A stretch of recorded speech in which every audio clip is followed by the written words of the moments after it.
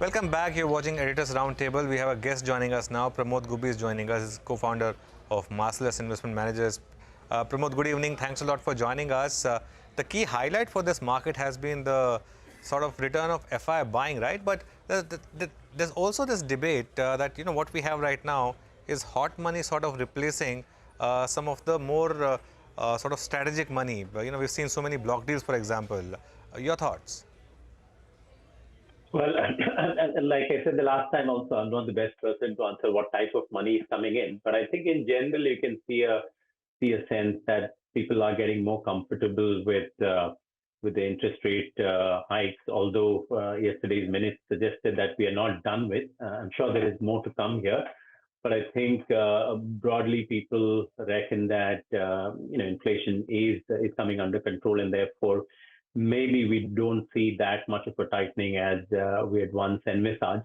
That seems to be sort of driving flows towards risk assets, including equities and emerging market equities.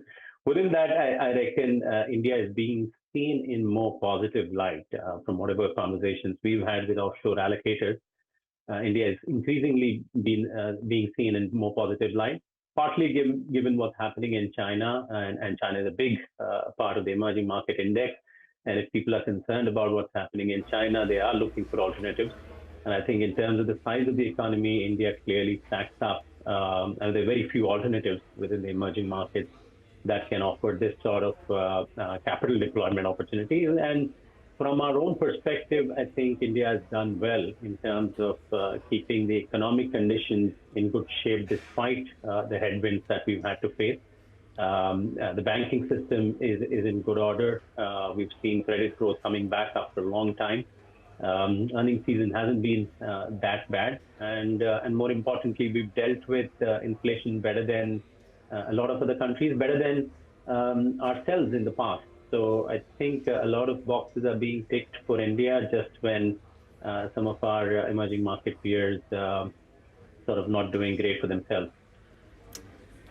Pramod, hi. Do you think banking and financial services as a sector, what will it take for it to start to really fire?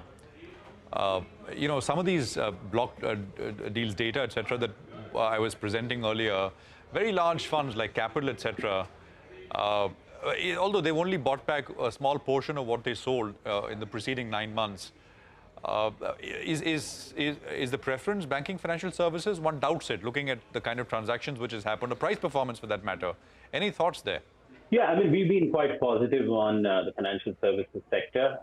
So we don't know what other investors are thinking, why they're buying or selling. But we reckon there are a couple of tailwinds, structural tailwinds, I would say, for the financial service sector in general. One is the financialization of household savings in the country. Despite global interest rates going up, India's mortgage rates are pretty sensible, right? I mean, I can't think of a time when U.S. mortgage rates were around 5.5%. India is around 7%. There's hardly any difference there. That clearly demonstrates a structural reduction in cost of capital in India, and a lot of that has to do with the financialization of household savings. A country which historically has been sort of enthralled by real estate and gold as asset classes has seen almost a decade of pretty healthy flows into bank deposits, mutual funds, small little PMSs like ourselves, insurance penetration going up. So we've finally broken out of that physical asset mold where savings is flowing into financial assets. That's a big structural tailwind which is likely to last for multiple decades. And within financial services, we reckon there is a significant market share gain story that's happening, given the predominant presence of public sector in the past. I think some of the better run private sector banks, NBFCs, private sector insurers, both life and general, have significant opportunities to gain market share. So a double tailwind, I reckon, puts financial services on a structural growth path for the next couple of decades at least. That's the sort of range that we're looking at. Sure. The shorter term could be anybody's guess. Okay, Pramod, I just wanted to take that point forward with regards to FIIs probably looking at investments from a more strategic long-term standpoint and tie it in with the fact that there was this big deal which took place in the hospital space where Max, KKR exited Max Healthcare, but there was enough interest which we saw in that. But separately, something like Apollo Hospitals has lost quite a bit. It was the top loser on the Nifty this week, and they're not getting that funding that they're seeking, at least as of now, for their digital arm. Would that space interest you from a long-term standpoint at all, the hospital/healthcare sector? Not really. I mean, historically, it hasn't come up in our screeners. One of the key parameters we look for in our screeners is consistently high return on capital. That's been missing from this sector, at least, every now and then you do see high returns on capital, but not consistently enough for us to look at this sector. Partly because I reckon, given, these are capital intensive, asset heavy, some of them are moving to asset-light models, but by and large, real estate is a big input component into hospitals. And that's perhaps been a drag on return on capital. But as the sector matures, I reckon more asset-light models will emerge. So structurally, the demand story is fairly intact. Indians are becoming more affluent, and they can afford better healthcare services, and the country needs healthcare services. So to that extent, the demand side story is all right, but we'd like to see better returns on capital in the sector. Okay. Well, Pramod, we've run out of time, but one very quick question before we end the show. We were just talking about all these new launches that have come out from the auto sector. Is this a space, I mean, it looks very exciting with stocks at record highs and new launches, but is this a space that's become a bit of an overcrowded trade now, or do you think there's still more to go?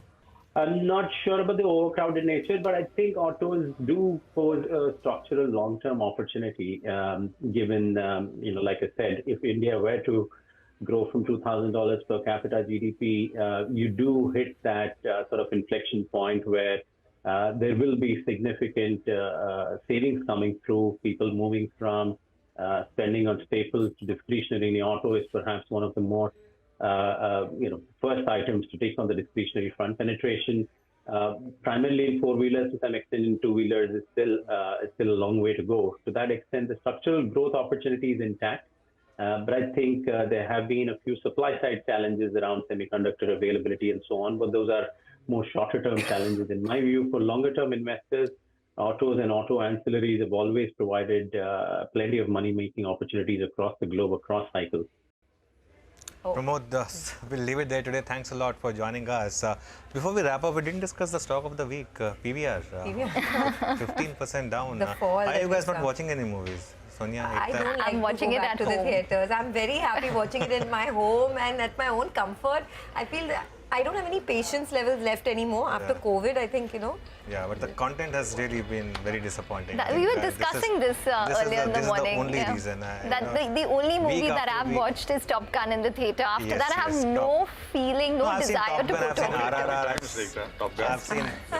I've seen KGF as well. I've seen Bulbulaiya too. But the last few movies, I believe, it's just been too bad. Just rehash of the previous film. And trends are also changing, right? Absolutely. People don't really want to go to the theatre anymore. Okay, well, anyone buying the new car, the K10? I was just going to say that Pramod mentioned you mentioned overcrowded trade, but it's overcrowded cars on the Too many road. cars You on can't the road. differentiate one from the other for me. Yeah, but the new one's not bad, I mean, it's just Which one? 4 lakhs. The K10. The new Alto K10. You can zip around with that Absolutely, small car. and parking won't be a problem. And parking won't be a problem. All right, guys, have a great weekend. Thanks a lot for tuning in to Editors Roundtable. We'll be back again Monday morning.